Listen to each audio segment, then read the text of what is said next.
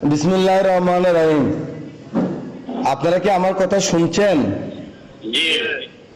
আমার প্রিয় মার্টিন এবং কালকিনি ইউনিয়নের নেতৃবৃন্দ সহ বিভিন্ন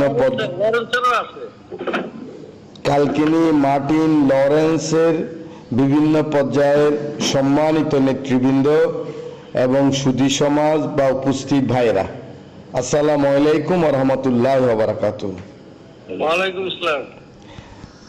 আপনারা জানেন, গত 16-17 বছর আওয়ামী ফ্যাসিস্টদের, হায়নাদের অত্যাচারে আমাদের কমলনগর, রামগতি সহ সারা বাংলাদেশের সাধারণ মানুষ দুঃখ, কষ্ট, যন্ত্রণায়, গুম, খুন, হামলা, মামলায় জর্জরিত ছিল।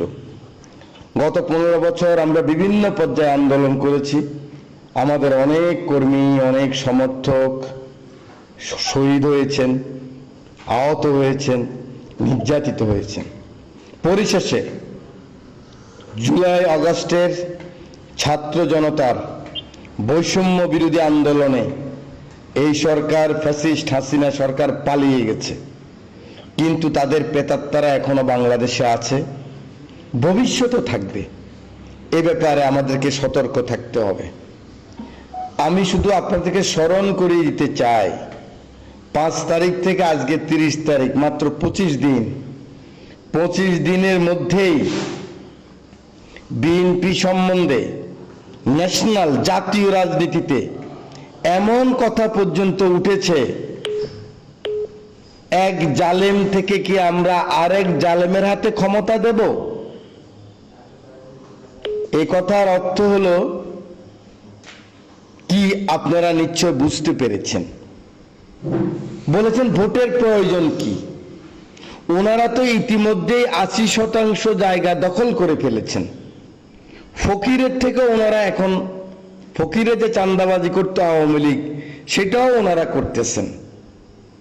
আমার মনে হয় যে সমস্ত লোকজনকে দেখতাম প্রতি মিনিটে কমলনগর উপজেলা পেজ দেখতেন, ফেসবুক দেখতেন, ইউটিউব দেখতেন, পিনাকির খবর নিতেন, মোস্তফা ফিরোজের ইউটিউব শুনতেন, ওনারা এখন আমার মেসেজ দেখারও সময় পান না।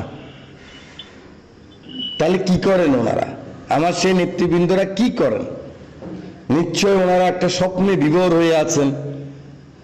যার ঘাট আছে ঘাট বাড়াবেন, যার নাই সে নতুন করে ঘাট দখল করবেন। যে বালু মহলের সাথে ছিলেন না তিনি নতুন করে ইনক্লুড হবেন। যিনি আগে সালিশ করতে পারেন নাই সেই সালিশটা এখন উনি করবেন।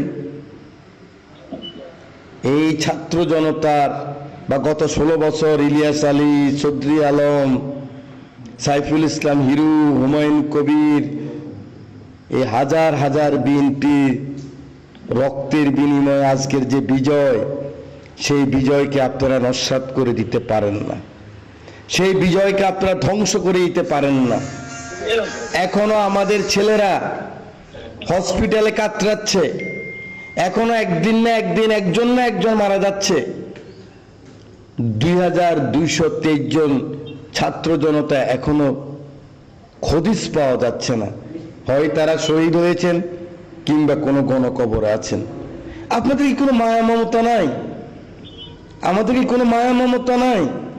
আমরা কি তারেক রহমানকে দেশে আনতে চাই না? আমরা কি আবার অপোজিশন থাকতে চাই? যদি 1.5 বছর পরে ভোট হয়, 2 বছর পরে ভোট হয়, তাহলে তো মানুষ গুনে গুনে ভোট দিবে। মানুষ সবসময় ইস্টাবলিশমেন্টের বিরুদ্ধে থাকে। আমরা যদি ক্ষমতা না গিয়েও ক্ষমতা দেখাই, এই মানুষগুলি তো আমাদেরকে অপছন্দ করবে। তখন আমাদের বিরুদ্ধে সকলে কিন্তু একযোগ হবে এবং আওয়ামী লীগও গোপনে গোপনে আমাদের বিরুদ্ধে কাজ করবে। আপনাদের সাথে 16টি বছর সংগ্রাম করেছি। 18 সালে নমিনেশন পাই নাই, কিন্তু একদিনের জন্য আপনাদেরকে ছেড়ে যায় নাই। যার সাথে যুদ্ধ, যে আমার সাথে শেষ নির্বাচনে আল্লাহ চাইতো জামানত বাজেয়াপ্ত হয়েছে, সেই লোকের ভোট করতে আমি রামগতি আসি, গ্রেপ্তার হতেছিলাম, জামাল জানে। আমার রামগতির বাড়িতে ম্যাজিস্ট্রেট সহ জুডিশিয়ারি ম্যাজিস্ট্রেট আনি মোবাইল কোর্ট করে 2 বার আক্রমণ করছে, কমলনগরের বাড়িতে 2 বার আক্রমণ করছে। আপনারা সকলেই জর্জরিত। আপনাদের জন্য আমি সেদিন 1.5 ঘন্টা বক্তব্য দিয়েছি। আল্লাহ দিলে যদি আমাদের দল যে ক্ষমতায় যায়, যারা নির্যাতিত হয়েছে, যারা মামলায় পড়েছে, যারা ক্ষতিগ্রস্ত হয়েছে, সরকার এসএমই প্রকল্প, বড় প্রকল্প গ্রহণ করবে। আপনারা ব্যবসা বাণিজ্য জড়িত হবেন প্রপারলি, নিয়ম মতে। আমাদের 2006 সালে যে ছেলের বয়স ছিল ক্লাস 9-এ পড়তো, 16 বছর, ওরও চাকরির বয়স চলে গেছে, 33 বছর এখন বয়স। যে কলেজে ছিল তার বয়স 34 বছর, বিশ্ববিদ্যালয়ে ছিল তার বয়স 39 বছর। তাহলে এই ছেলেগুলি কি চাকরি পেতে হবে না? এরা চাকরি করতে পারবে না, তাদের জন্য প্রকল্প গ্রহণ করতে হবে, নতুন জেনারেশনকে চাকরি বাকরিতে প্রোভাইড করতে হবে। তো আগে যদি আপনারা ভোটে আমাদেরকে হারাই দেন, এখনকার ভোট তো হবে ফ্রি, ফেয়ার, ক্রেডিবল। একজন রাস্তার লোকও ভোটে দাঁড়াতে পারবে, এটা সেই ভোট না। অতএব আমি আপনাদের হাতে পায়ে ধরে মিনতি করি বলছি, আগামী নির্বাচন পর্যন্ত কোনো সালিশ আপনারা করবেন না, ইউনিয়ন পরিষদ অফিসে আপনারা যাবেন না, কোন আওয়ামী লীগের মতো ওই যে কোটার গম, কোটার বিজিএফ আপনারা নেবেন না, কোনো ঘাটে আপনারা যে যেখানে আছে, আওয়ামী লীগের লোক তো এমনিই চলে যাবে ভাই ঘাট থেকে, যদি এই আমলে করে থাকে। কিন্তু তারা যদি আগে থেকে কেউ আওয়ামী লীগের লোক ব্যবসা করে, সে করবে না কেন? আমরা তো বৈষম্য বিরোধী একটা সমাজ করতে চাই। এদেশের 82% লোক গরিব মানুষ। এই গরিব মানুষের কোনোদিন উপকার হয় নাই। 71-এর মুক্তিযুদ্ধ হয় নাই, 90 স্বৈরাচারী আন্দোলনও হয় নাই। আমরা আপনারাই কিন্তু বারবার যখন ক্ষমতা যাই, আমরা কিছু হোয়াইট কালার পিপল আমরাই কিন্তু উপকৃত হই। অতএব এবারের আন্দোলনে গরিব মানুষের উপকার করতে হবে, আমাদের নেতা কর্মীরা উপকৃত হবে, কিন্তু নিয়মের মধ্যে। আমি আপনাদেরকে আবার কথা দিচ্ছি, আমি যদি জীবিত থাকি, আপনারা যারা যারা ক্ষতিগ্রস্ত হচ্ছেন, যেভাবেই পারি আপনাদেরকে আমি লাভবান করাই দেব ইনশাআল্লাহ। কিন্তু এই কথার সাথে সাথে বলতে চাই, আজকে শেষ বক্তব্য, যদি আপনারা এগুলিতে জড়িত হন, আমি এই জামাল প্রফেসরকে আমি অ্যান্টি কারাপশন সেলের কনভেনার করেছি। তার সাথে গোপনীয় আরো 4 জন থাকবে, ওদের নাম আমি বলবো না। 5 জনের সেল, 5 জনের যে রিপোর্ট হবে সেটা বিএনপিকে দিয়ে তাকে বহিষ্কার করা হবে, অঙ্গ সংগঠন বহিষ্কার করা হবে। সেই নাম আমরা লিখিতভাবে সেনাবাহিনী এবং পুলিশের কাছে পৌঁছিয়ে দিব আপনাদের বিরুদ্ধে শাস্তিমূলক ব্যবস্থা গ্রহণ করার জন্য। এটা আমার বক্তব্য না, এটা আমার নেতা তারেক রহমানের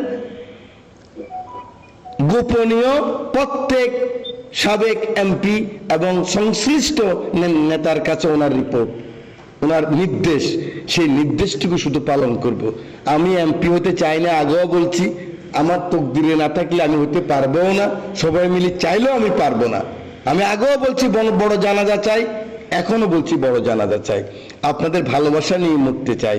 আমার হাত জোড় করে বলতেছি, আপনারা আর 10-15টা মাস ধৈর্য ধরে আপনারা মনে করেন যে আমরা বিরোধী দলে আছি, মনে করেন যে আমরা লুকায় লুকায় চলতেছি, মনে করেন যে একটা ফ্যাসিস্ট সরকার আমাদের মাথার উপর আছে, এইভাবে আপনারা চলবেন।